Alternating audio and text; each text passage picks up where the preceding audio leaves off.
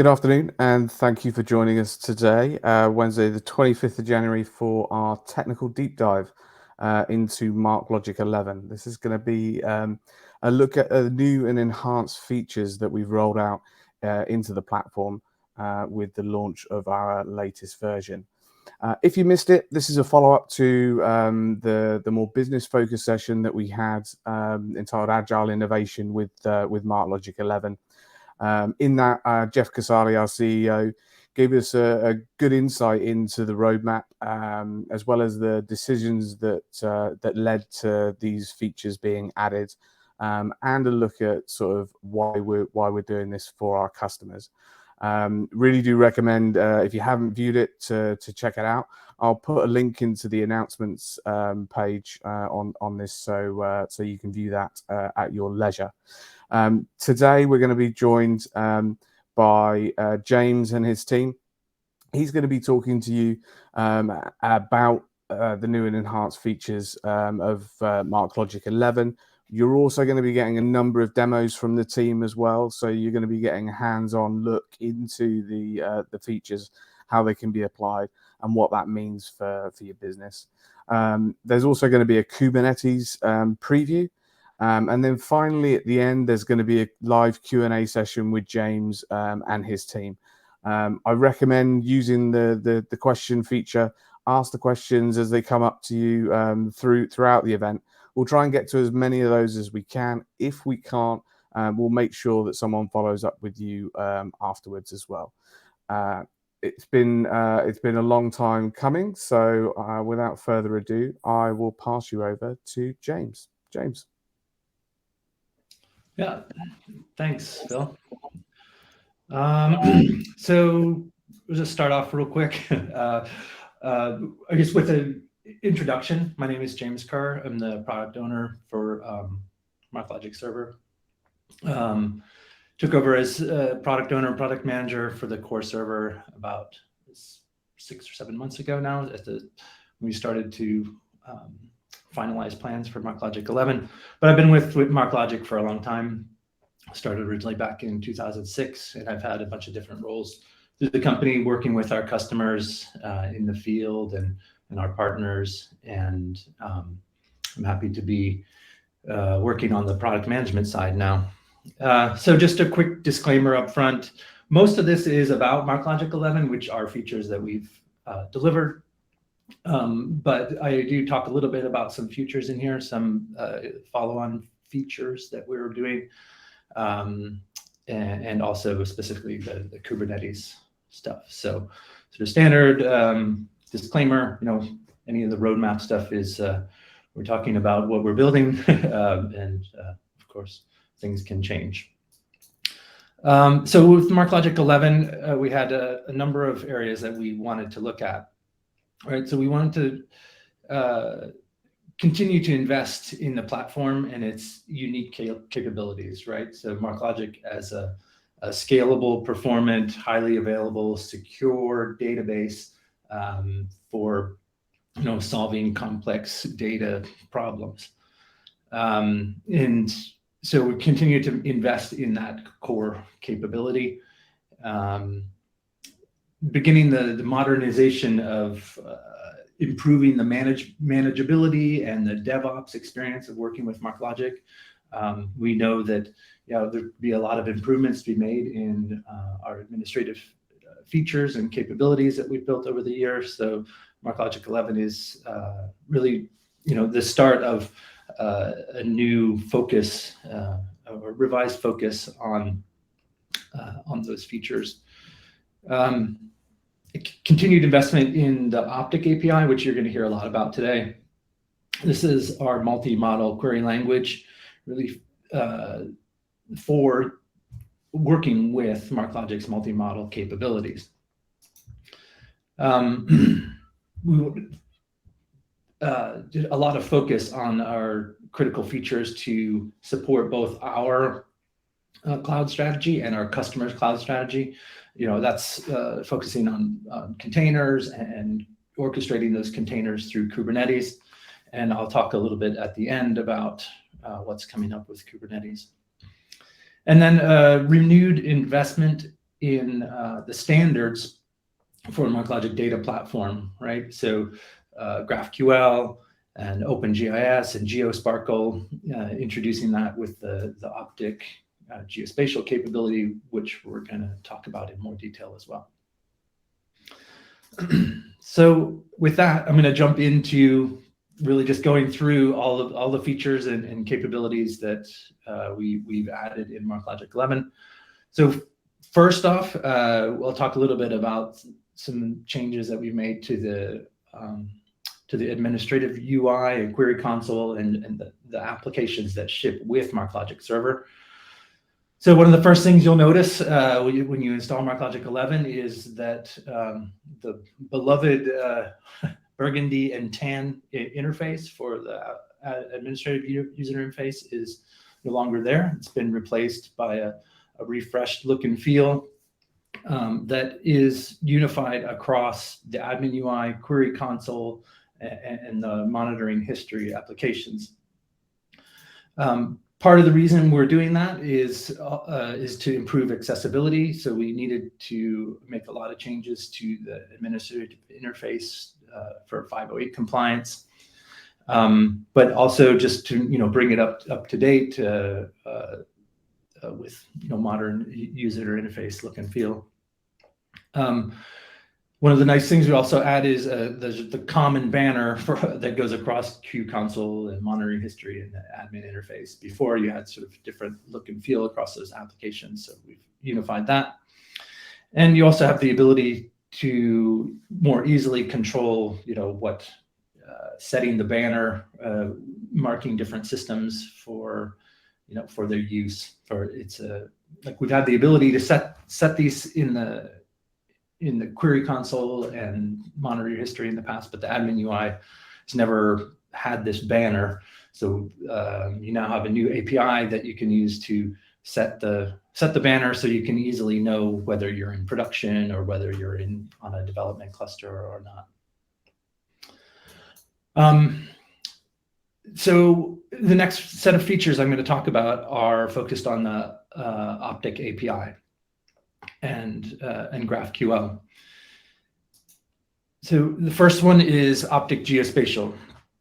So as I mentioned before, in order to support some new standards, Geosparkle and OpenGIS for SQL, we've added a whole new set of capabilities in the Optic API for working with geospatial data. And so this allows us to have a more flexible model for indexing and querying the geospatial data.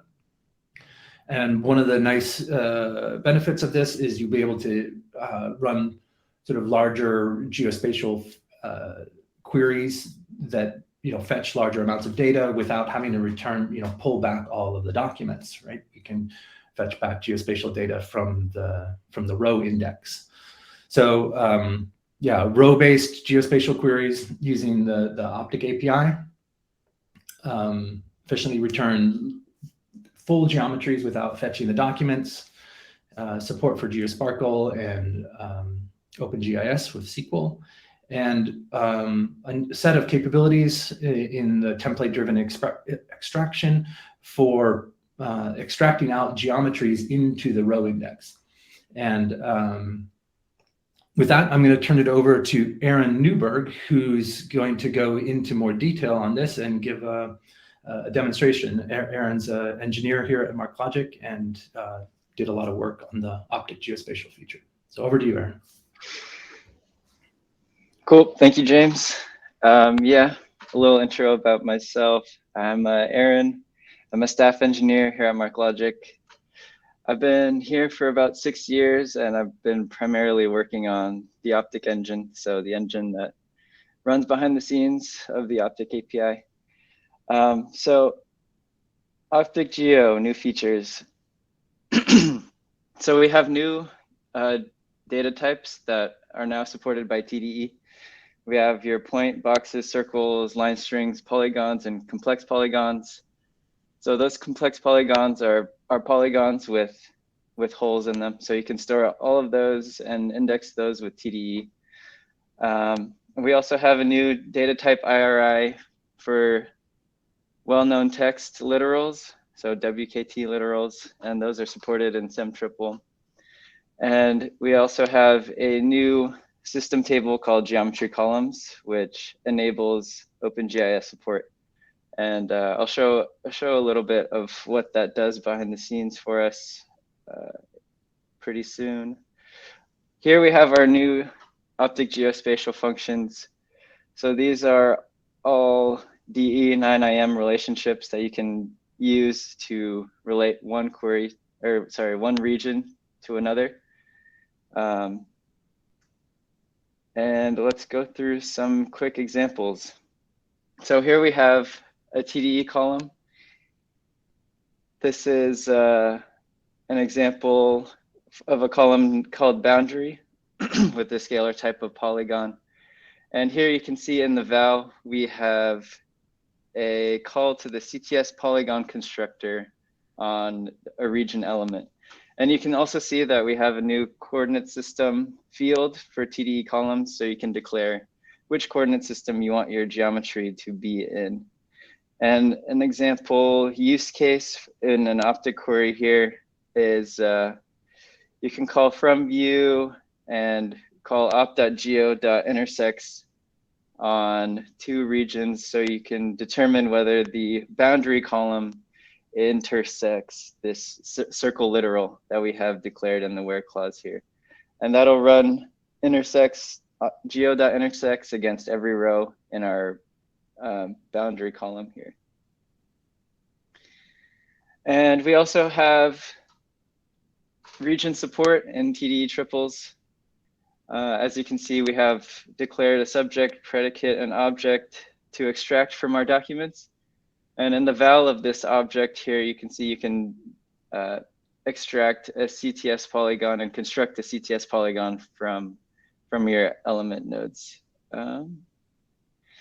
And with that, I'm going to take control of the screen and share a little video. So full disclosure, this is a video, but it was taken all in one take. So let's get started here. All right, so we have an example template. The context is on placemark, and you can see it uses our new point and polygon scalar types that we now support in TDE. Here's a look at what the documents look like in our database. If we zone in on one, we'll be able to see that we have a document that shows data about Collinsville, a town called Collinsville. And this placemark context here shows that we want to extract values within the placemark that are children of placemark. We have a GeoID that's declaring a new ID column. And here's some of the new stuff. We've got a CTS point constructor, and that is extracting the latitude and longitude from our document. And we have another column that we're declaring called exact geometry, and that is extracting this big WKT well-known text polygon string from our document. So we inserted the template there, and behind the scenes, MarkLogic is now indexing all of those documents and storing data that are relevant to our TDE template. So now let's go ahead and see what we get in our features.towns table that we extracted with TDE. Here we have the ID, the name and point, and the exact geometry for all of our documents. So we got all this information from our document, and now it's in one nice table that we can look at. And next, we're going to go ahead and look at an example Optic query that I think might be interesting. It's an interesting use case. So here we have, excuse me, we have our towns table, and we are binding a new column called miles to Riverside. And the value of that column will be a call to opt.geo.distance, and we are passing in the Riverside as a point. So it's a town, city in California, and we are calling we're trying to get the distance from Riverside to our interior point columns in miles. So each row of our towns table will be used here, and each value in the interior point column will be compared against Riverside. And here we have a filter on our newly declared column, miles to Riverside. So we're saying, give me all the rows where the miles to Riverside column is less than 40. So we're filtering out all the rows that are all the interior points that are further than 40 miles away. And here we can see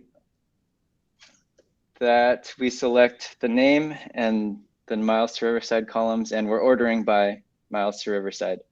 So let's go ahead and run this. Here we get a result, and obviously Riverside is 0 miles from itself, but we get 40 other rows that are relevant, and we see that those are returned from our query in distance order.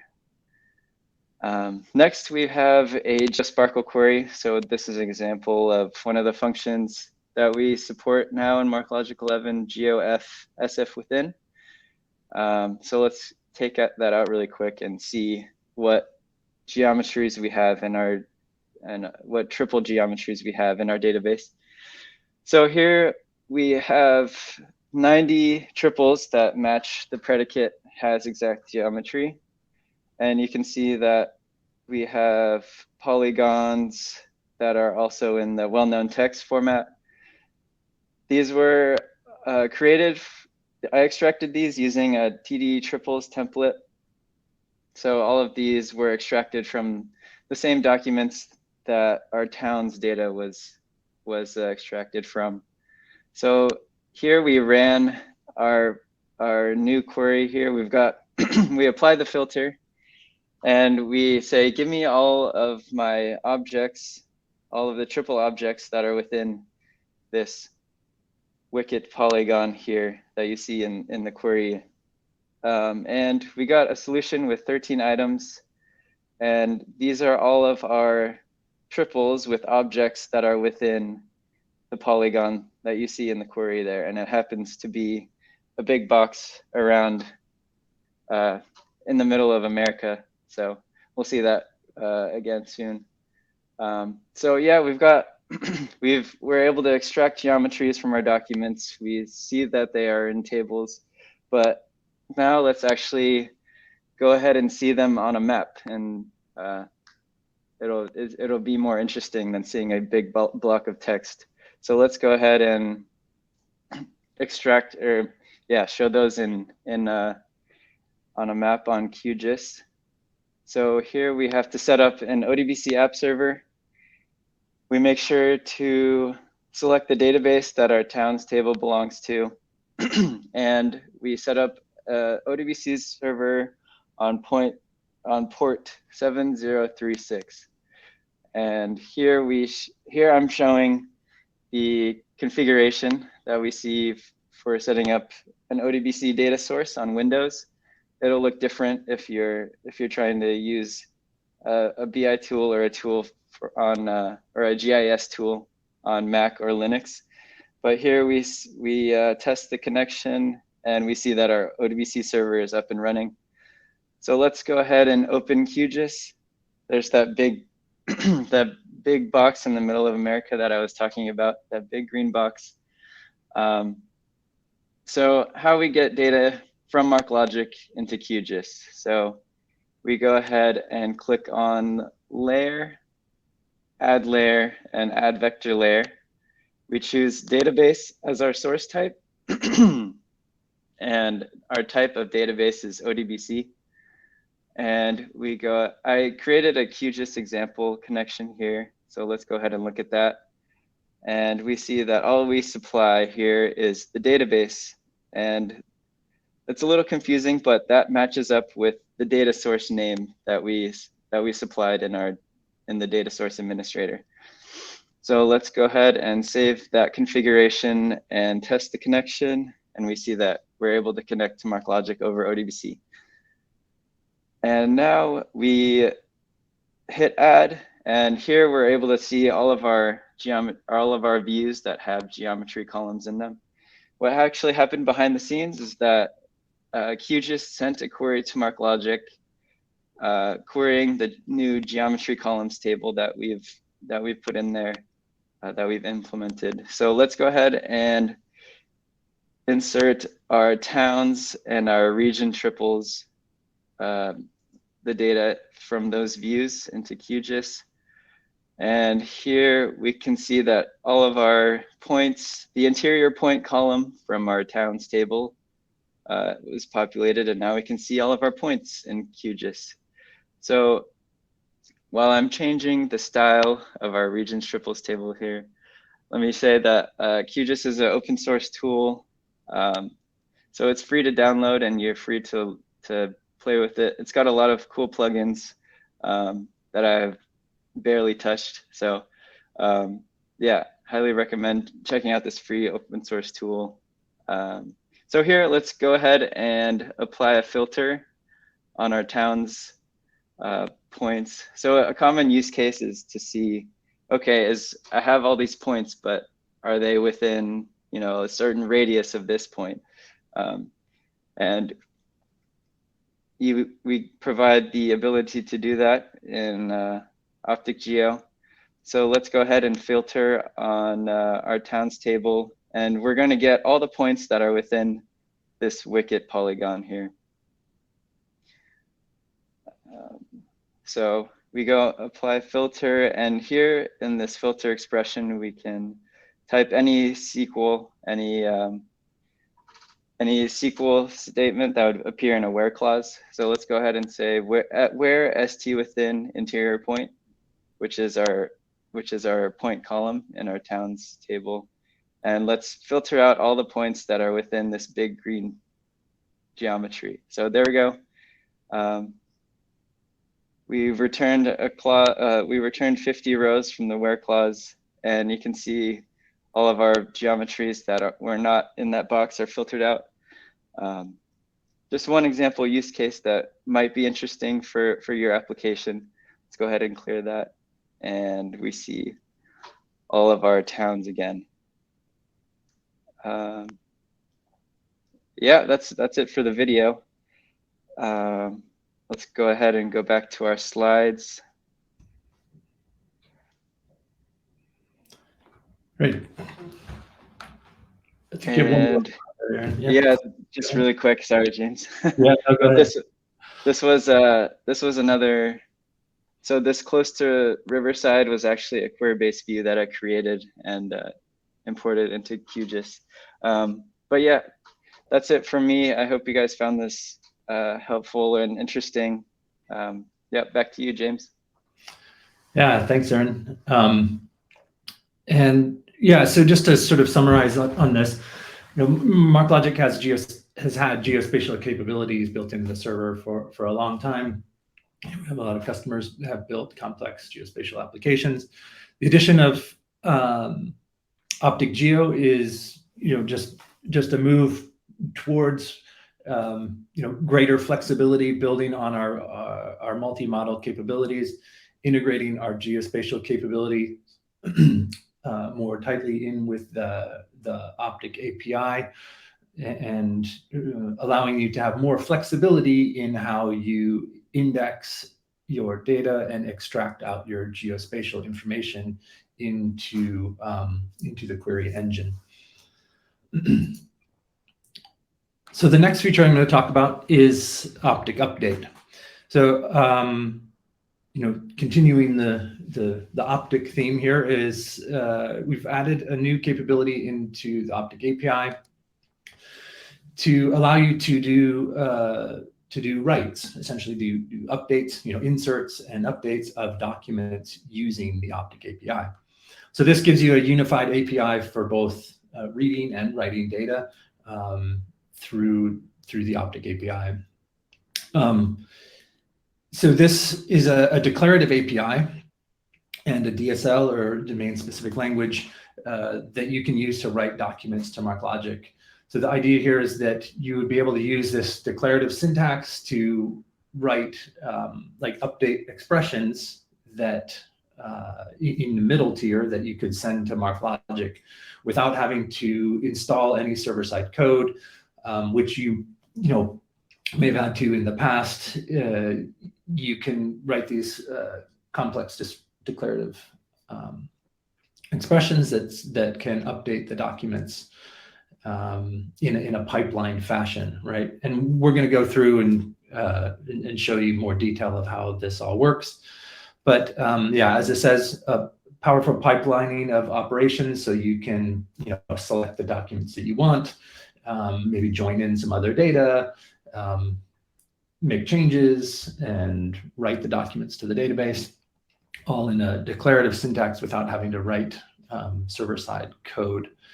So the Optic Update feature does have some limitations. It's currently only available in JavaScript and in the Java client. And for certain types of update operations, you may still have to write some server-side transforms, but we're working on addressing that in the upcoming MarkLogic 11.1. So this is released in technology preview. The idea here is that we wanted to get it out and get feedback from our users, from you guys to understand better, make sure we're on the right track with this, and then get the additional features completed up in the upcoming minor release of MarkLogic 11.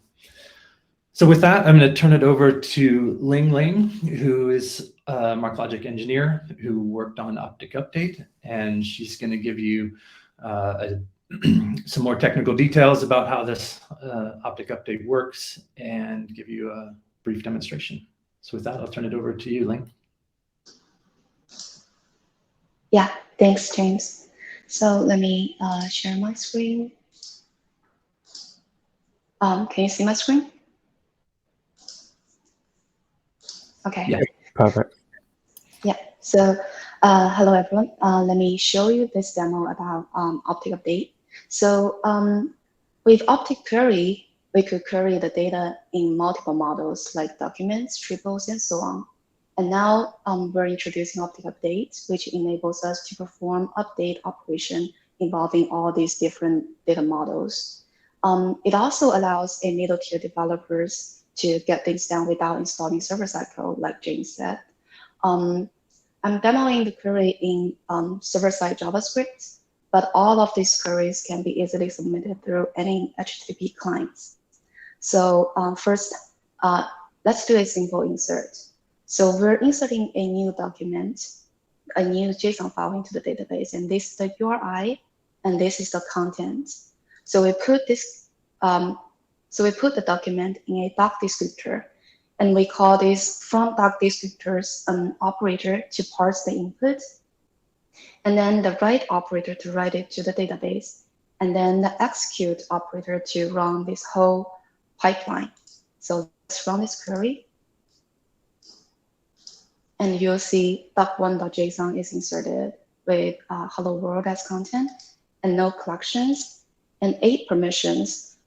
This is user's default permission. If we don't specify the permission in the doc descriptor, it will use user's default permission with the document. And there's no metadata we specify, and the quality is 0. 0 is also the default quality we give when we don't specify quality when inserting the document.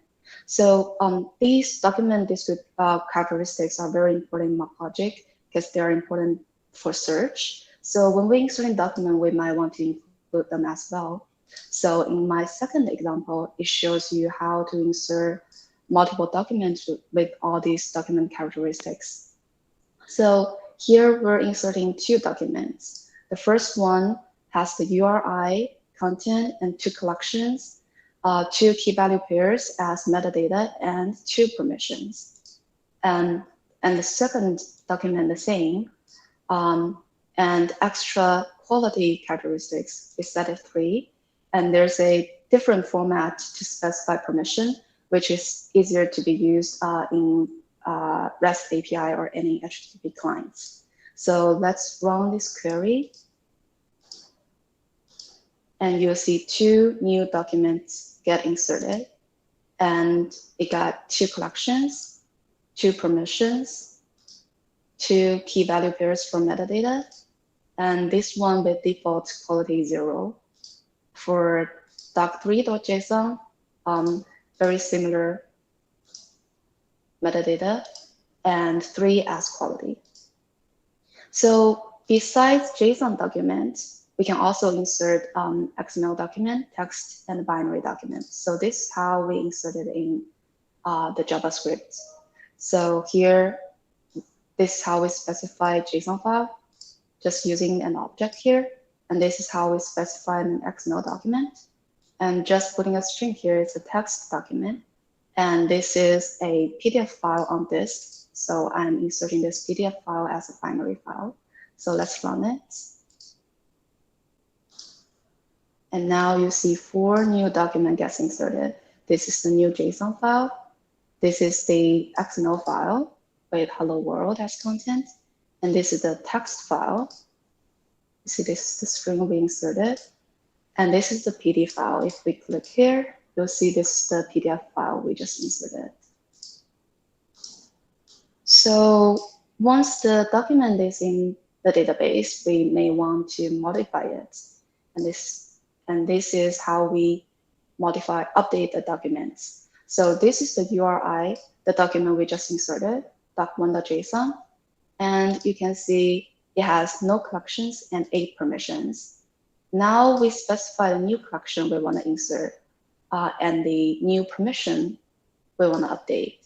So after I run the query, you will see doc1.json now has 2 collections and 3 permissions. So we can add any of the document characteristics here in the doc descriptor. It will replace the original value. Also, if we put doc and a new content here, it will replace the original document content as well. So besides replacing the content, we can also update the content. But now we can only do transform doc. So using a server-side module to update the document. And this is the only operator now required the server-side code. But in the future release, we're implementing new operators which can update the document content without any server-side code. And now in transform doc operator, we support the MJS version to transform JSON file and also XSLT module to transform XML document. So this is an example of MJS module. So let's look at the query. So we're introducing a new operator from doc URIs. So this from doc URIs will return a column called URI, which contains all the document URIs you're interested in. So for example, here I use an array of URIs. So the from doc URI will return a column called URI and contain these 2 values. You can also put any CTS queries here for to find the documents you're interested in. And I have an example in my next query. And then by having this URI column, I'm using join.calls operator to bind other document characteristics columns to this URI column. For example, here, after join.calls, we'll have URI column, which contains the URI you're interested in, and also the doc column, which contains document content. And also you'll have like collections column, permissions columns, and extra. So after having the URI column and doc column, we want to transform the content, right? We're using this transform doc operator to transform the content of the document. We're using this transform doc text module and also this parameter. So let's first look at this module. So it's a JavaScript. So this module will put transform doc at the beginning of the new document and put the parameter I supplied here as in the middle, and also the original content at the end. So let's run this query. Oh, let's first look at the document, right? JSON1 has hello world, but after running this query, the JSON doc1 will be like this: the transform doc in the beginning and my parameter in the middle and the original document at the end, and doc2.json the same. So now this is how we transform a document content. So we might want to delete the document as well.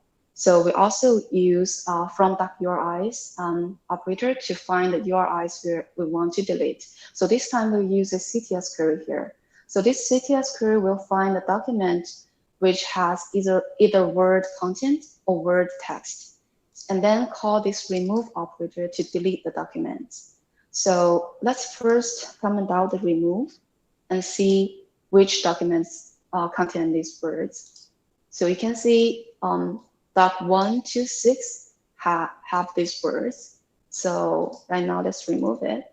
We call results operator. So it will run this remove and also return the URI gets deleted. So let's run it. So you see 3 documents get deleted, and now we get only 4 documents, previous 7. So now let me show you a little bit complicated query. So this query will insert in a document with this original document and also some content we get from an existing view. So you see, we want to insert an employee name and the department he's in, and we want to get an information from an existing view called HR employee, and we want to get the city information which the department is located in. So we put this department into a new column, and we join this existing view on its department column, and we want to get the city column and put it into the document. So this is how we do it. So I've already got the view in the database, but I don't have the document, the content yet. So let's first insert 2 documents to this view. So this is the employee 1. Engineering department is in San Carlos. And this is the second document. Department marketing is in New York. So now let's look at this view.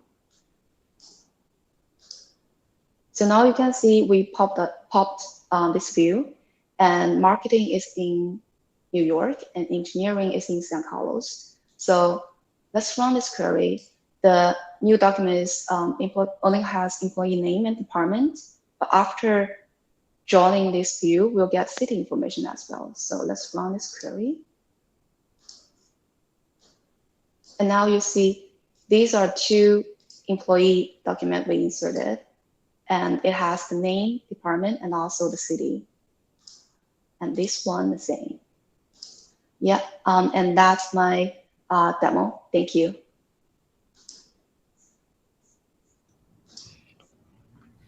Thanks, Ling.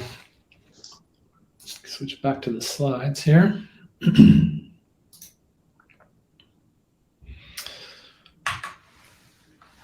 Okay, so yeah, just to summarize on that real quick, as you said before, yeah, Optic updates adding the new powerful capability for doing declarative updates of multi-model, combining that with your multi-model queries with the ultimate goal of not having to write server-side JavaScript or server-side xQuery to have to express these more complicated update expressions.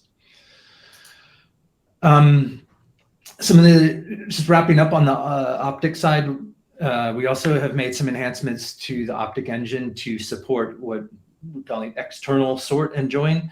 But by external, we mean external to memory, external like large sorts and joins that may have not had enough memory to run in the past will now be able to overflow to disk.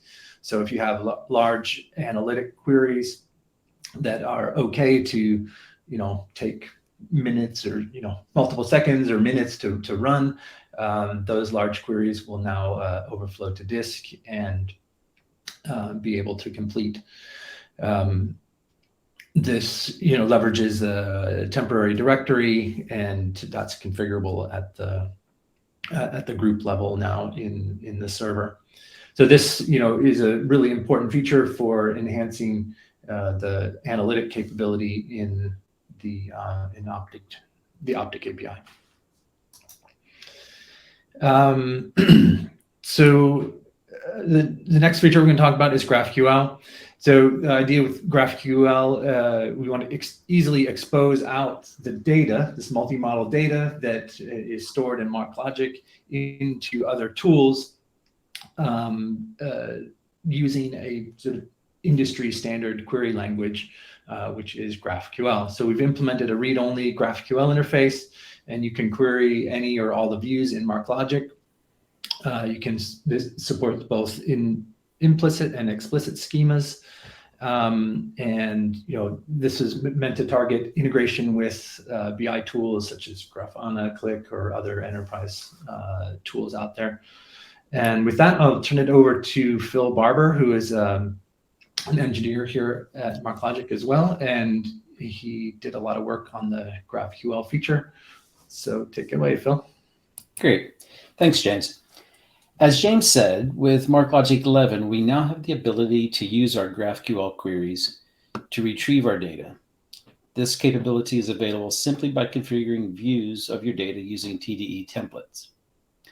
Let's assume we've loaded some data into our MarkLogic database. It doesn't matter if that data is JSON or XML. The important thing here is that we can create a custom view of that data.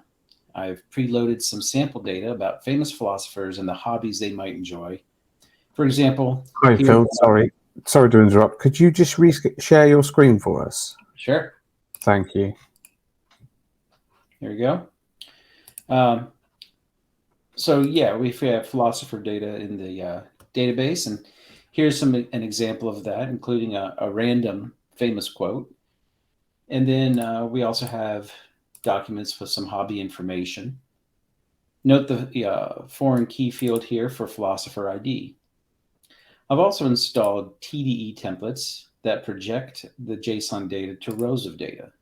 These templates define how the data are extracted from the documents, as well as the name of the view and schema that the view is part of. Once the views have been defined by the TDE templates, the rows look something like this. Out of the box, MarkLogic automatically generates GraphQL schema based on the views defined by the loaded templates. So we just saw data in MarkLogic. Now we can see how to grab that data using Postman and GraphQL. With data available and views defined, we can use our favorite tools to send GraphQL requests to MarkLogic. For example, I'll be using Postman to demonstrate the queries, but you could also use data analytics tools such as Click or Grafana. We just need to point the tool to the v1 rows GraphQL endpoint on our MarkLogic server. Here is a very simple query requesting all of the fields from our philosopher view in the philosophy schema. For out-of-the-box queries, we need a way to unambiguously specify both the schema and the view. So by default, the objects that we request are named based on the schema and the view, delimited with an underscore. Then we list the fields that we would like included in the response. This query returns all the data in the philosopher view. We can limit the amount of data flowing in a number of ways. The easiest method is to only request the fields we need. In this case, perhaps we only want quotes and don't need the other data about the philosophers. We can also limit data returned by using arguments to request specific rows. Here we provide an argument specifying the name column and a value of Democritus. So the response only contains rows where the name of the philosopher matches Democritus. The GraphQL specification does not define every feature that may be useful in a GraphQL implementation. This includes features such as range queries and sorting. However, the GraphQL spec does permit vendors to define and use custom directives for situations where a user might want to send additional information to MarkLogic. And we have defined several custom directives in the MarkLogic implementation for just those features. So if we need a range of rows, we can use a custom directive to specify that range. In this example, I take advantage of the greater than and less than custom directives defined by the MarkLogic GraphQL service to limit my query to philosophers in the first half of the alphabet. We're also able to sort the data and paginate through the data. In this example, we use a custom directive to specify name as the field to sort on and ascending as the sort direction. We're also using the first and offset arguments to specify the pagination parameters. Here we're asking for the first 4 records. We can get the next page of values simply by changing the offset. We may also wish to use more human-friendly names for the views or columns than what is in the database. We can do this through the use of aliases. This allows us to control the names of the philosophers and the properties in the response JSON. Here, I'm using an alias to the view request so that the object in the response JSON is named philosopher quotes. All of these features are out-of-the-box capabilities, and they will meet many of your needs. However, we would also like to be able to create queries with joins. Specifically, I would like to run a GraphQL query that joins together philosophers and hobbies using the foreign key mentioned earlier. To enable this, I've configured a GraphQL schema in MarkLogic so that MarkLogic knows how the two are joined together. Since we have defined that join for MarkLogic, we can send a request using the custom query with the joined table along with the fields from the joined table. The records from the joined table are included then as an array for each of the philosophers. We're also able to combine these features. In this query, I've included an argument on the primary table to limit the results to a single philosopher. And I've also included the sort directive on the secondary table to sort on the activities. These examples demonstrate how the MarkLogic GraphQL service gives us the ability to retrieve our data with little or no MarkLogic expertise using front ends, frameworks such as React.js, as well as data visualization tools like Power BI. If you have any questions about GraphQL, please feel free to enter them into the chat. In the meantime, it's back to you, James. Thanks, Phil. Back to the slides here. Okay, so the next section we're going to talk about is for in the area of high availability and monitoring. One of the new features we've added in MarkLogic 11 is what we're calling the storage failure detection. So MarkLogic has had high availability features for years and years, but it primarily focused on the failure of a host. So if a host went down, if you have forest failover configured, it'll fail over, and another host will take over your forests.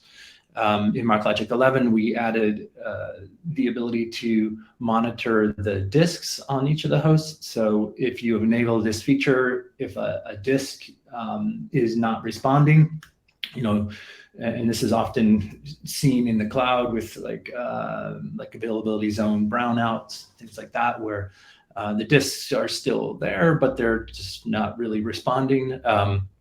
You might want to fail over under those scenarios. So in MarkLogic 11, there's a feature at the database level called shutdown on storage failure. If you set that to true, you can change the timeout, and if it detects failure of your underlying storage under your forests, the host will shut down and fail over to your replica forest that you've configured.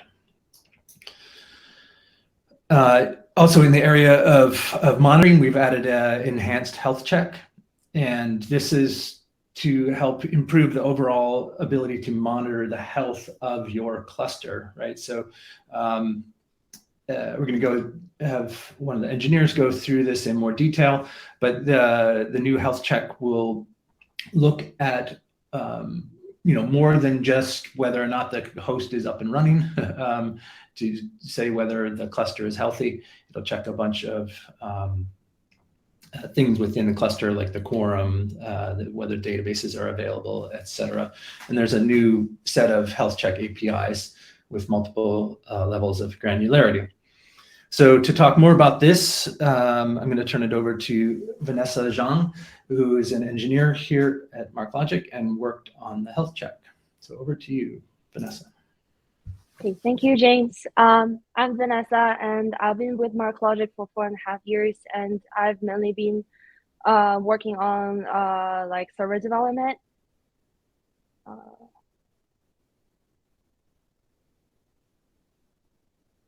So before the release of MarkLogic 11, each MarkLogic instance has a default health check application server on port 797. It's for checking the proper running of a MarkLogic instance. However, it has a bunch of limitations.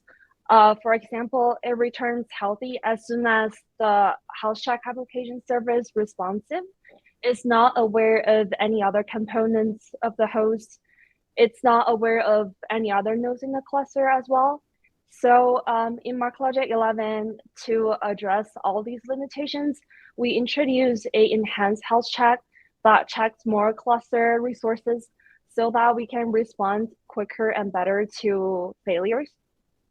And the primary use case of this new feature is for Kubernetes probing. So as you can see, here are the new health check endpoints available in MarkLogic 11 with an increased level of granularity. So the first endpoint is 797 V1 health check. It returns an overall Boolean healthy or unhealthy for the whole cluster from the point of view of that host. The second endpoint is 797 V1 health check status. It returns health status by each component category. I'll show you later in the demo what it means and what it looks like. And the third endpoint is on Ethylene 2, is a new health check view for managed V2. It returns the health check status very detailed of each cluster component. Security-wise, for the first two endpoints on 797, they don't require any privileges as the old legacy health check endpoint. And the third endpoint, health check view on Ethylene 2, it requires privilege. So next, let me do a live demo and show you the example output. And I'll also show you a few use cases where you may find this feature helpful. Let me share my screen now.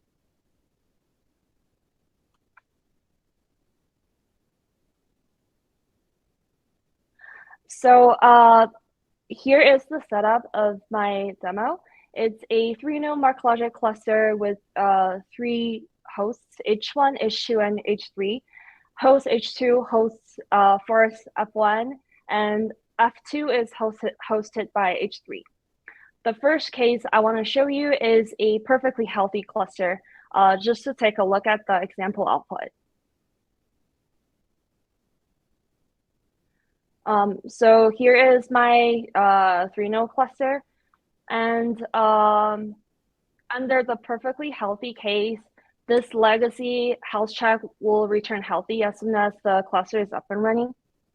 And this is the enhanced health check endpoint. It also shows healthy. For this health status by component category, here are the output. So we show that like whether the server has done initializing, whether it's currently restarting, or whether the server is being shut down, also whether there's a quorum exists in the cluster, and by like application server category, whether all the application servers are healthy, whether all the background processes are healthy, or whether all the databases of bars are healthy. This is by component category. And on Ethylene 2, we have a new health check view that shows you more detail of all the like each, for example, like each application server with its server ID and its health status, and each like background processes and its health status, and also each database and its health status, so you can better identify like which component is going wrong. So the second case I want to show is if host 2 and host 3 are down. So for this demo purpose, to simulate a real world like host down case, I'm actually manually gracefully shutting down this host. So it may take a little bit more time to like gracefully wrap everything up. So let me now, there are quite a bit of setup I need to do for each of the use case. So now let me shut down this second host.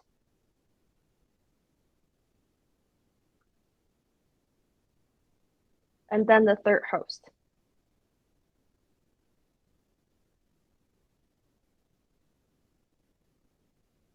Okay, now because 2 hosts are down, there shouldn't be any quorum exist in this cluster.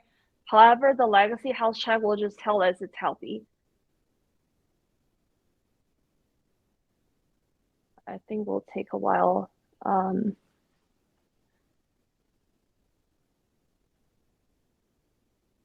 Okay, this is down now.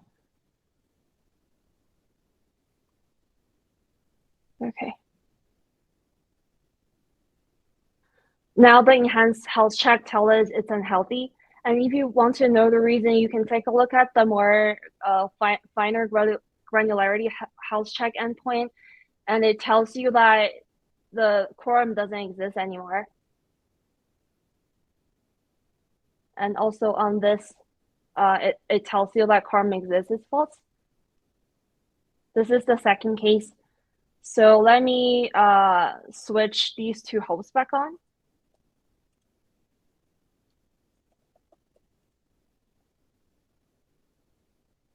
Okay. And the third case I would like to show is the schema, when the schema database is down. So the schemas database is an auxiliary database that stores useful schemas for other databases. So when the schemas database is down, all the other databases that use the schema databases will be unhealthy.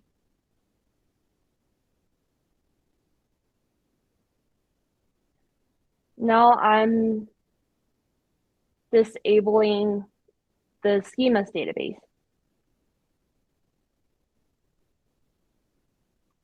Okay, under this case, the legacy health check will still tell us it's healthy. Well, the enhanced health check will tell us it's unhealthy. So now we have the quorum exists, so this flag flips to true again. And since schemas database is down, database healthy component tells us it's unhealthy. For the more detailed status report, we can see like any databases that use this schemas database now has a flag flip to false. Now I'm gonna enable again the schemas database so we can proceed to other use case.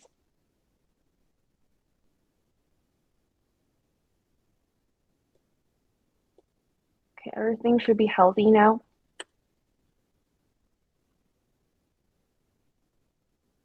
The fourth case I would like to show is when forest F1 is down on host 2. So to achieve this, I'm manually shutting down host 2 again.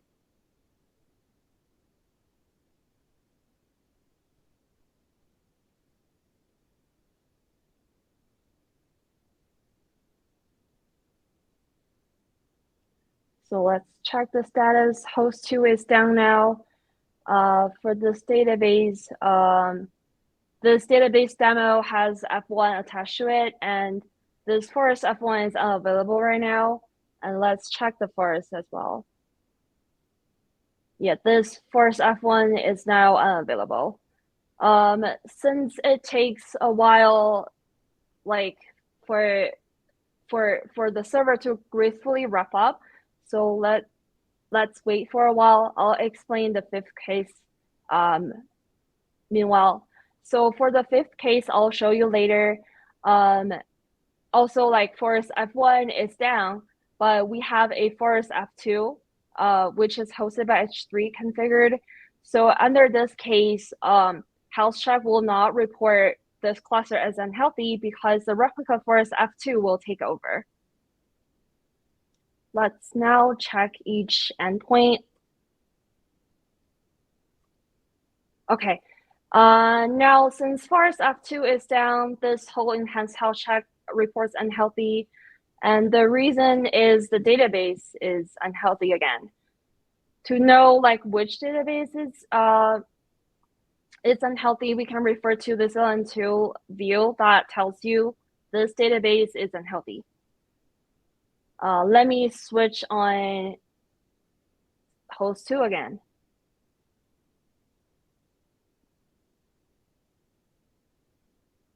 So now let me configure F2 to be the replica forest of F1.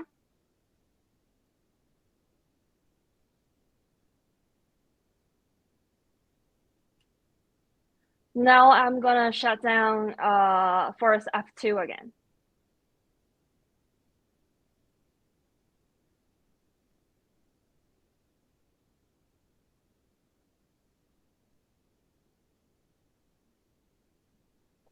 So now we can see forest F1 is now unavailable. However, forest F2 take over as a master forest. And if we check each endpoint, the legacy health check will still tell us everything is unhealthy. And now the enhanced health check, which is expected because forest F2 take over, it's healthy. And everything is healthy here. Also, this database is not healthy. So that's pretty much it of my demo. Thank you for listening. If you have questions about this feature, please feel free to post your questions. And thank you. Back to you, James. Thanks, Vanessa. Let's go back to the slides here.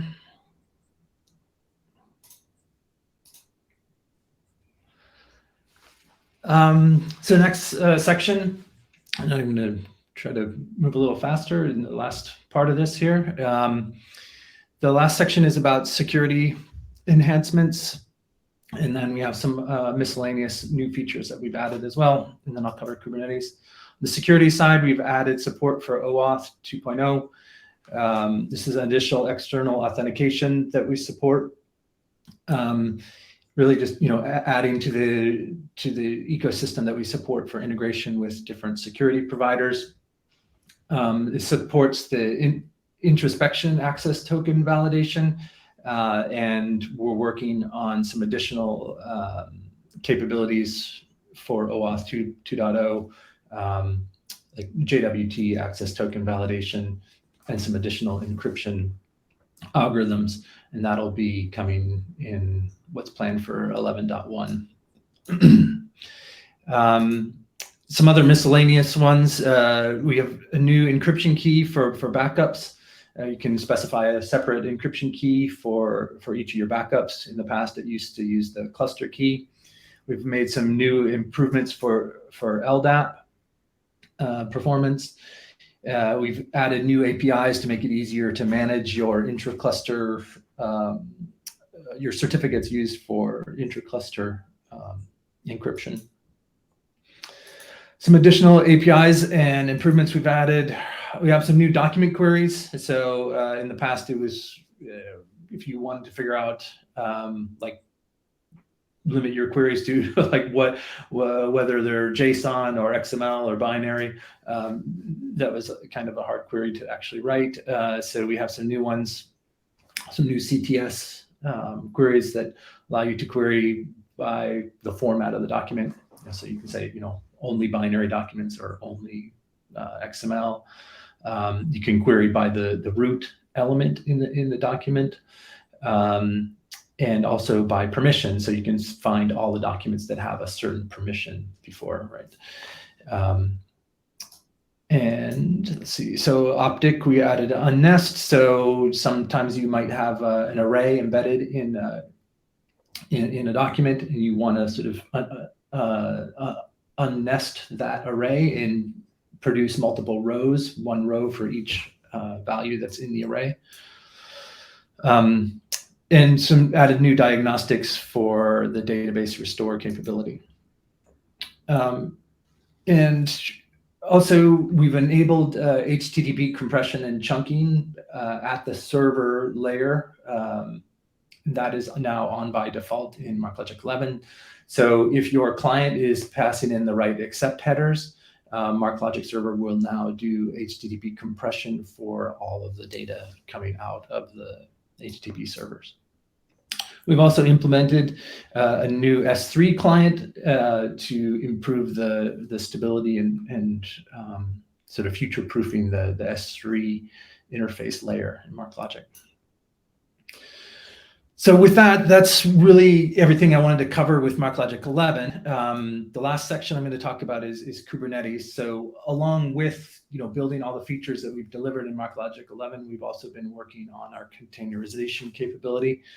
And that includes a Docker image that we released back in October for production use, and the Kubernetes work that we've been doing. So yeah, Kubernetes, we want recognize that people want to build or deploy MarkLogic in containerized environments. We want to provide a flexible, declarative way for you to create clusters in a cloud-neutral containerized environments. And yeah, we want to take the guesswork out of it. We want to build these cluster configurations according to our known best practices. So to provide that, the first iteration of MarkLogic's Kubernetes capability is a Helm chart. So we've been working on that, where you can declaratively create clusters using the Helm chart. So Helm chart's like a package manager for Kubernetes. That Helm chart also supplies a configurable load balancer out of the box.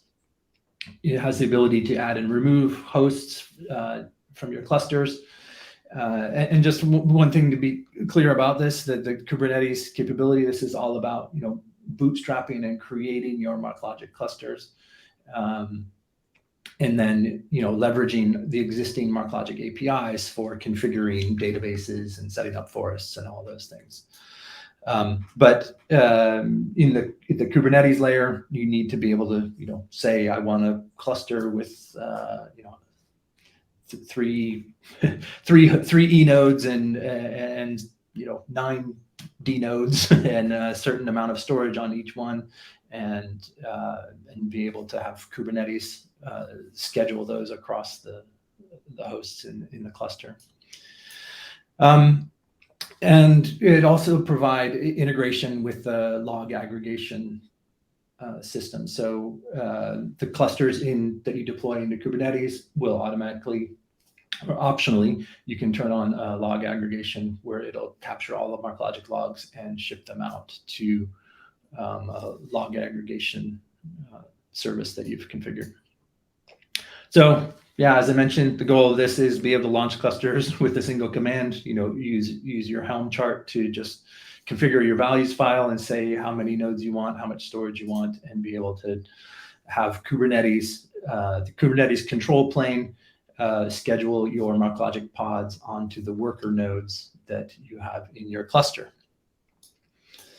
So next steps with this, the work we're doing in Kubernetes is available out there on GitHub, and the MarkLogic Kubernetes GitHub project.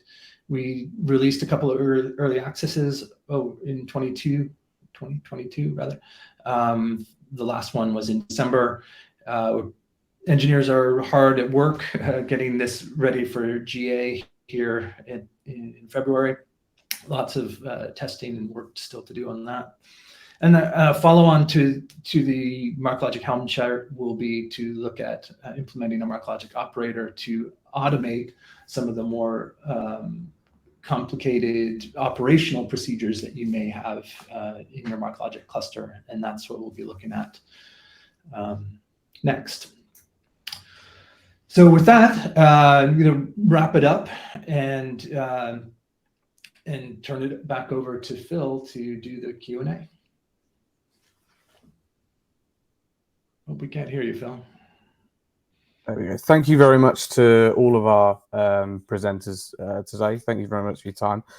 We have had a lot of questions come in. I think it's a record number of questions come in. So we won't take you too long. We'll probably take you to the half an hour. But if you can't stay for that, then this will always be available on demand. But let's get started with, and I'll go in order of the questions that I've got here. But are Sparkle property path modifiers such as star supported? So that was one of the first questions that that came in regarding the new Sparkle queries. Short answer, yes, and there's documentation around it. I think you can be able to find it. Yeah. Okay, so yeah, just because I know that there was another question regarding documentation. I'll go on to specifics on that in a minute. But if you're a MarkLogic customer or have been checking out our website recently, you'll notice that the website's been completely rebranded. We've rebuilt quite a lot of the sections. And we've also updated the documentation for MarkLogic 11. So you can go into our documents library and you can find an awful lot of information about these new features. But moving on to our second question, does the Optic functionality support multi-polygons, and does it support donut holes in these polygons? So we don't support multi-polygons quite yet. We have some requests for enhancements open right now, so we're prioritizing those. Okay. But we do support holes in polygons. We just call them complex polygons. Right. Okay. Yep. Fair enough. All right. No worries. So moving swiftly on, have we got any plans to support RDF star? Yeah, I can talk about that. I mean, the short answer is that we're continuing to look at that. I've had a number of customers ask for it, and it's in consideration for future roadmap. Okay, great. This is a long question, but I think it's quite interesting. So the Optic APIs are very powerful, but it feels like a steeper learning curve than CTS queries. Is there a plan on updating examples within documentations? There are some things that I've found through experimentation that would be really helpful. Relevant things that come to mind, supporting libraries like OFNN, OSEM, OXS, etc. Where and when can you use CTS query constructors, building elements, objects, arrays, use JSON object versus map for lexicon joins, that type of thing? Yeah, so I could talk to that a little bit. Optic API has been around a while, and we do have some sort of deep technical documentation on it, but we recognize that we need to improve on that. And for MarkLogic 11, we wrote a sort of the first iteration of new content for the Optic API. That's a new getting started guide that's available on the website. So that's really sort of an introduction to Optic. It takes you sort of from the very beginning through the basic sort of Optic concepts. And the plan is to build on that and continue to improve and release more Optic documentation in the over the coming months. Great. I would also suggest you check out one of our previous talks around metadata, where John Snelson, one of the architects of the Optic API, gave quite an in-depth discussion on what can be achieved, how it can be achieved, and some of the features on there. That was from a few months ago. It's available on our Bright Talk channel, so please feel free to check that out. Moving on, we've got, is there a way to apply security to an object using conditional logic instantiated from rules or and constrained models in a policy ontology? Who wants to take that? Yeah, I think there's a lot in that question, but I think maybe one of the features you might look at would be query-based access control. I'm not sure if that that covers at least some aspects of that question. Because you can express your access control in the form of queries, so you can limit who can access what documents based on attributes within those documents. Okay. And does the GraphQL API enable to query the triples as well? Right. So yes, we can handle that, but to make that happen, you'll need to define a view using using those triples. So we have a query by view function, and you can define the view that way, and then it will be available via GraphQL. Perfect. Okay. And how to use the template for GraphQL endpoint is giving a kind of introspection on the data model? Yeah, if I'm understanding the question correctly, it seems like you're asking, how do we generate GraphQL schema using the TDE templates? And kind of internally, the thing to know is that when you register these templates, we keep that information internally in system tables. And then for the GraphQL queries, we use those system tables to generate the schema on the fly based on the user, based on user permissions to generate the response based on all of the above. Gotcha. And then when that's not enough, that's when what we call explicit schemas come into play, and you can define additional features based on that. And it uses both the values from the templates as well as the extra schema that you define. Okay. And then another GraphQL question is, can I query a document without having to put it into a table view? So certainly, in my opinion, the easiest way is to create a template and get the document into a view that way. However, in theory, you could create a query by view based solely around that document if you wanted to, and you could get data back that way. But that does seem like it would be a lot of work for that. I would definitely take a look at the TD templates. That's what they're designed for. Okay. And moving on from GraphQL, those things, what are the measurements for health and then not health? So what denotes a healthy system versus an unhealthy system? So to give a short answer here for the enhanced health checkpoint, where it gives a general answer, a Boolean. So all the components we check in this health check needs to be healthy in order for the aggregated answer to be healthy. And for different components, the criteria is quite different. For example, quorum exists, the quorum needs to be existed in the cluster for the clusters to be healthy. And for application servers check, so the server threads need to be up and running, at least for those app servers to be healthy.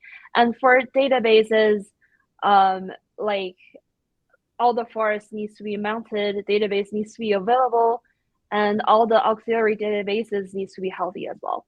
So like each criteria can be different. I can give you a detailed explanation on each criteria offline as well. And I already answered the next question. Does it do the same check for security DB as well? Yes, for 3 auxiliary databases, security, trigger, and schemas, we do similar checks. Okay, perfect. 2 questions in one. Perfect. Have you got any plans to support versioning REST API extensions so that we can have endpoints that look like, and it's v2/resources/my_endpoint there to get the answer to that question? Yeah, that's definitely one of the possible flowchart enhancement we can do to make this endpoint more useful. Maybe James, you can take it from here. Yeah, I think there's a couple of different ways to look at this question, right? Yeah, like the REST API, you can declare, you can create REST extensions, but yeah, they're all under V1 resources. So yeah, this is an interesting one. I don't actually have, I don't believe we have this as an RFE. So I would say if you yeah, maybe whoever asked the question, you could submit an RFE for us through your SE or consultant with more detail on what you need for this. Yeah, I'd recommend that to all of our customers. If you have got a feature that you're looking at or would like to for us to include in our development of MarkLogic, whether it be a part of the Optic API, the health check systems that we're building, raise those RFEs because they're a great way of getting feedback from the field. And I know these guys appreciate them when they're trying to make the decision on where to go next with MarkLogic. So yeah, that's really good. I think so. Then we've got a few new questions that have just come in. One which is a very nice thing, which is it's not a question, but I'm super excited for the new capabilities, especially interested in Kubernetes improvement and GraphQL support. So thanks very much for that. Do you provide a visualization of data stored and their status as well as relationships? Is that something that you'd find in the MarkLogic tool? Yeah, that would fall more into our Hub Central tooling. So the MarkLogic Data Hub framework has a Hub Central tool that allows you to create data hub flows and explore the data that's stored in MarkLogic. And there's also a relationship entity viewer and relationship visualization built into that tool. Okay. And then one regarding, does MarkLogic 11 have AWS environment awareness to allow rapid scaling and failover between availability zones? Yeah, so MarkLogic 11 doesn't add anything specific onto what we've done for AWS so far. So MarkLogic does have a managed cluster capability that is, that uses CloudFormation templates, allows you to easily deploy MarkLogic clusters into different availability zones, set up your clusters such that if a host fails, it'll be automatically restarted by AWS. You can set up them to auto scale. But yeah, MarkLogic 11 doesn't add anything additional onto that capability. All right. Well, I think that's bringing us near to the end on that one. I think if we answered any more questions, we'd run over because some of them are quite complex. If we haven't got to your questions, apologize, but we will be reaching out to you to get those answers across to you. If you want more detail on anything that we've discussed today, any of the questions or any of the topics, then please feel free to reach out.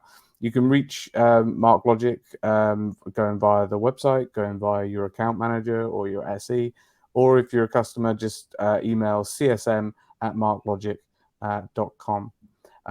Once again, just like to thank James and all of the team here for your time, for putting this together, for all of the demos. They were really interesting. They drove a lot of engagement with people, and yeah, so I think there's probably more of these to do in the future if we haven't put you off too much.